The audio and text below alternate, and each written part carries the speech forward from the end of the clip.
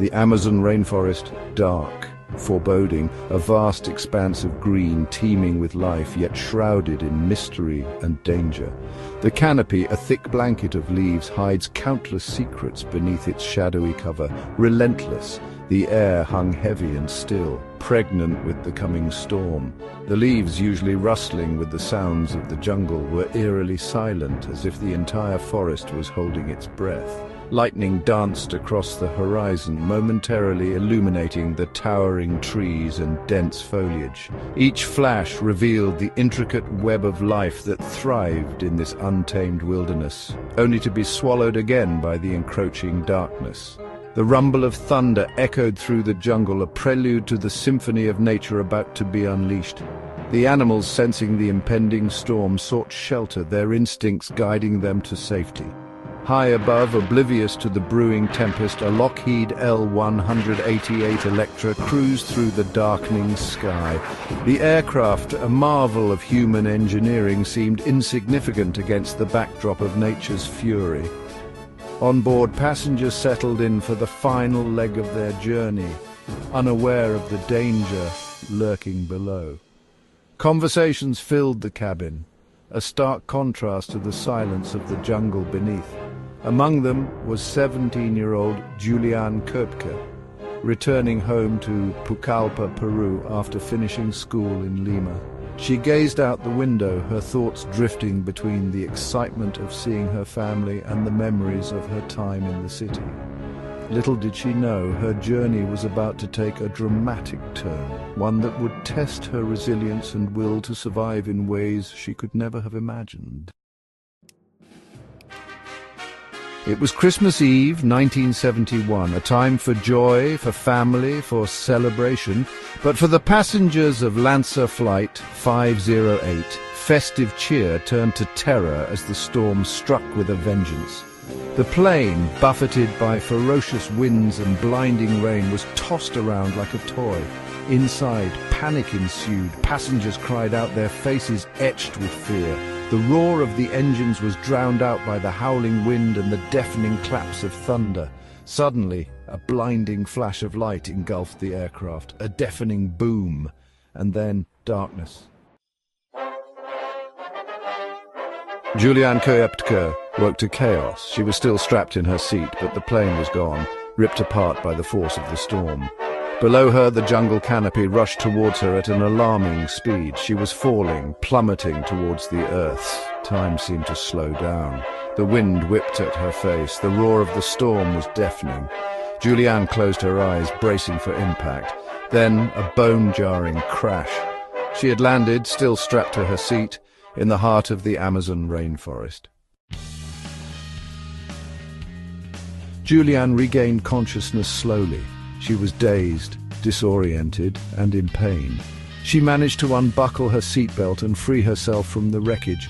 Looking around, she realized the horrifying truth. She was alone, injured, and stranded in one of the most unforgiving environments on Earth. Fear threatened to overwhelm her. She had survived the fall, but could she survive the jungle? She knew the odds were stacked against her. But Juliane was a fighter. She refused to give in to despair. She would survive. Juliane was no stranger to the jungle. Her parents were renowned biologists who had spent years studying the Amazon. They had taught her valuable survival skills, instilling in her a deep respect for the rainforest and its dangers. She knew that her first priority was to find water.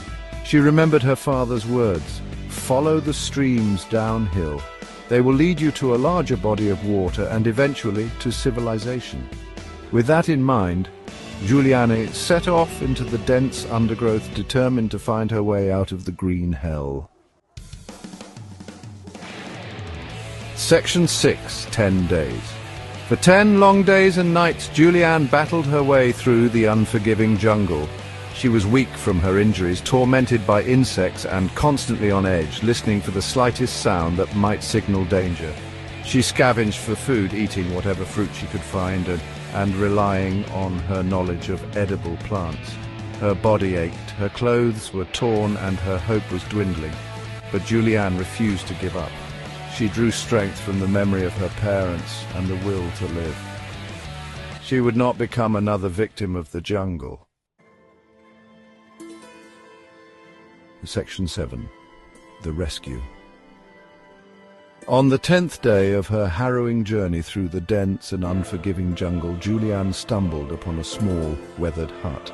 It was a sight she could hardly believe, a beacon of hope amidst the endless sea of green.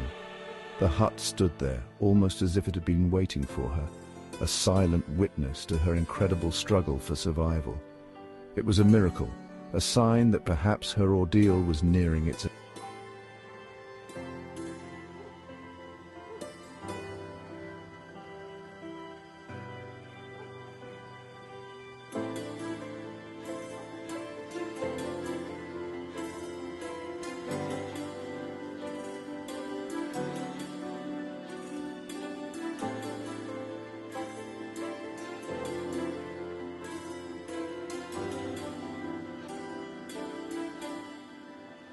Emerging from the thick foliage were 3 men, their faces etched with surprise and concern. They were loggers, rugged and strong, used to the harsh conditions of the jungle. But even they couldn't hide their astonishment at the sight of this young woman, battered and bruised, yet standing before them with a look of sheer determination.